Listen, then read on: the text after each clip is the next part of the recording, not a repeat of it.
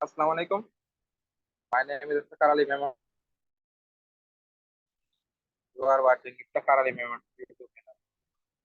ये त असांजो सेक्शन हले पियो मैथमेटिक्स जे हवाले सां ऐं मैथमेटिक्स जा काफ़ी असां प्रॉब्लम सॉल्व पिया कयूं।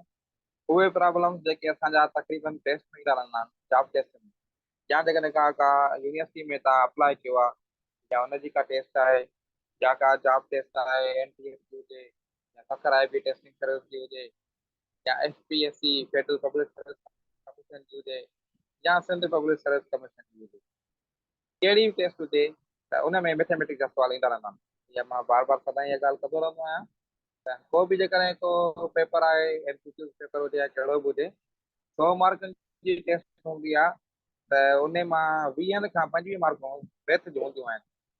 मैथमेटिक्स जा बेसिक सुवाल ईंदा रहंदा आहिनि त उन हवाले सां असां यूट्यूब ते कोर्स लॉन्च कयूं पिया ऐं डेली बेसिस ते मुंहिंजी वीडियो ईंदी रहंदी आहे यूट्यूब ते। उन में नंढियूं नंढियूं ट्रिक्स हूंदियूं आहिनि जेके असां तव्हांखे ॿुधाईंदा आहियूं। जेकॾहिं तव्हांखे सिखणियूं आहिनि त तव्हां मुंहिंजो चैनल आहे इफ्तिखार अली मेमन यूट्यूब चैनल। जेकॾहिं तव्हां सब्सक्राइब न कयो आहे त तव्हां उहो सब्सक्राइब करे वठो त जीअं तव्हांखे उहे ऑडियो वग़ैरह मोकिल थियनि। अचो हाणे शुरू कयूं था त 20% ऑफ 80% इज़ हे असांखे प्रॉब्लम मिलियल आहिनि परसेंटेज जे हवाले सां। हिकिड़ो प्रॉब्लम असांखे मिलियल आहे 20% ऑफ 80 इज़ इहो मालूम करिणो आहे ऐं ॿियो असांखे प्रॉब्लम मिलियो आहे 40% ऑफ 30 इज़। इहे ॿ असांखे प्रॉब्लम मिलियल आहिनि इहे असांखे हल करणा आहिनि।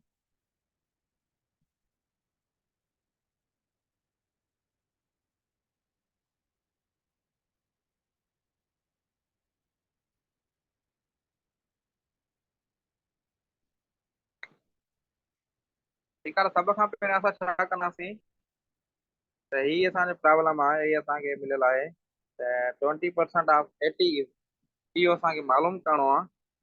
असां कीअं मालूम कंदासीं असां परसेंटेज जे बारे में पढ़ी आया आहियूं त परसेंटेज छा हूंदो आहे उहो फी सैकड़ो हूंदो आहे।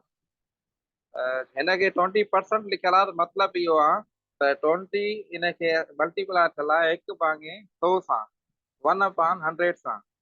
छा कंदासीं इनखे असां कंदासीं 20 मल्टीप्लाई बाय 1/100 इहो असांजो परसेंटेज थी वियो। 20% असांखे किथे बि लिखियल हुजे 30% लिखियल आहे 40% लिखियल आहे या 50% लिखियल आहे त असां हुनखे छा कंदासीं उनखे 1/100 सां मल्टीप्लाई कंदासीं। या असां हिननि खे ॿियनि लफ़्ज़नि में ईअं लिखी सघूं था त असां हुननि खे छा कंदासीं जेको परसेंट असांखे मिलियल हूंदो उनखे छा कंदा 20 जेकर मिलियल आहे असांखे 20 डिवाइडेड बाय छा कंदासीं 100 सां कंदासीं डिवाइड। असांखे जेकॾहिं चए मिसाल 50% मिल ऑफ 80 मालूम कयो त असांखे छा कंदासीं जेकर असांखे मिलियल हुजे 50% ऑफ 50 डिवाइडेड बाय असां 100 कंदासीं। अहिड़ा असांखे कहिड़ा बि असांखे प्रॉब्लम मिलियल हुजनि त जेको बि असांखे फिगर मिलियल हुजे हुनखे डिवाइड कंदासीं 100 सां त असांखे परसेंटेज जी फिगर में अची वेंदासीं।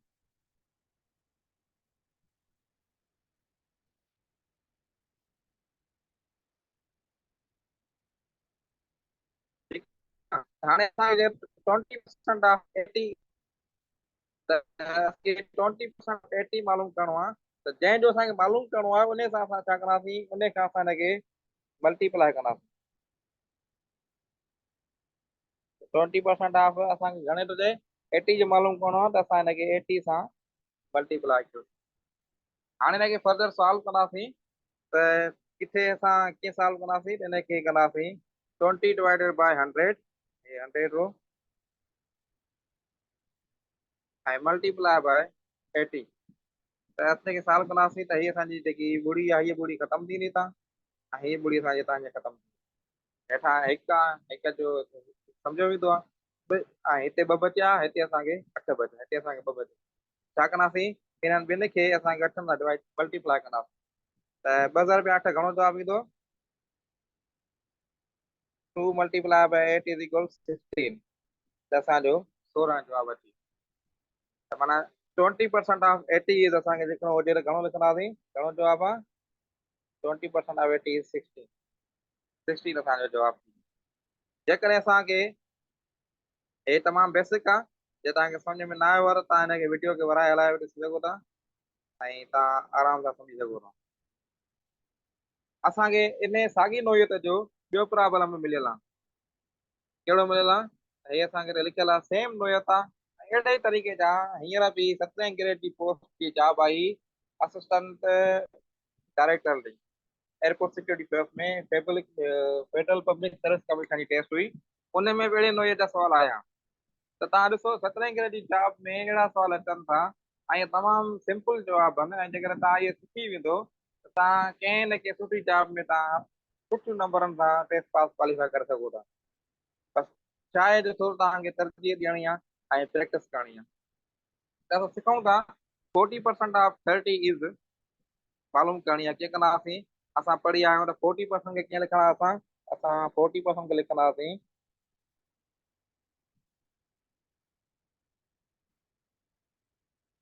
40% खे लिखंदासीं 40 डिवाइडेड बाय 100। ठीकु आहे? 40% सां लिखी वियोसीं 40% ऑफ 30। ऑफ जो मतिलबु आहे त हाणे ऑफ 30 माना हिनखे मल्टीप्लाए कंदासीं 3 सां। सवेर छा हो 20% ऑफ 80 हो त असांखे 20 डिवाइडेड बाय 100 हिनखे मल्टीप्लाए कयोसीं असां 80 सां। हींअर असांखे 40% ऑफ 30 आहे त 40 डिवाइडेड बाय 100 हिनखे मल्टीप्लाए कंदासीं असां 3 सां। ठीकु आहे? तव्हां सां छा कयोसीं 3 सां हिनखे मल्टीप्लाए करण। हाणे हिनखे थोरो सिंप्लीफाई कंदासीं।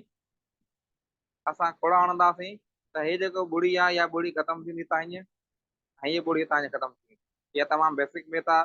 दरब ऐं वंड ऐं कट जी मेथ आहे। ठीकु आहे? बाक़ी असांखे हिते हिकु बचियो उहो माना सम्झो ईंदो आहे ऐं हिते असांखे 4 बचा हिते असांखे 3 बचा।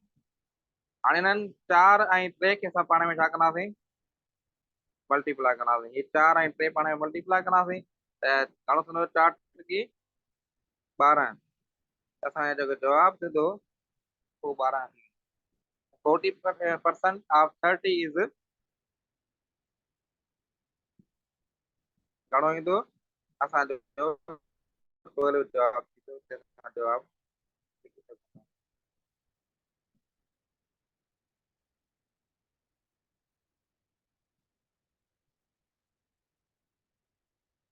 ठीकु आहे? तमामु बेसिक सवाल आहिनि। जेकॾहिं तव्हांखे सम्झ में अची विया आहिनि त तव्हां वीडियो लाइक बि कयो ऐं शेयर बि कयो पंहिंजे दोस्तनि ॾे त जीअं उहे बि सिखनि। हुन सां गॾो गॾु मां तव्हांखे इहो ॿुधाईंदो हलां त असां ऑनलाइन कोर्स बि लॉन्च कयो आहे। मैथमेटिक्स मां पाण टीच कयां पियो ऑनलाइन ज़ूम ते। जेकॾहिं को बि कोर्स वग़ैरह तव्हांखे इनरोल करिणो आहे मैथमेटिक्स सिखणी आहे टॉपिक बाय टॉपिक ऐं हुन सां गॾो गॾु को बि क्वेश्चन आहे कंफ्यूजन आहे दूर करणी आहे रेगुलर असांजा क्लास हलंदा आहिनि ज़ूम ऐप ते ऐं रिकॉर्डेड लेक्चर जेके असांजा उहे अवेलेबल आहिनि व्हाट्सअप ग्रुप ते असां शेयर कंदा आहियूं।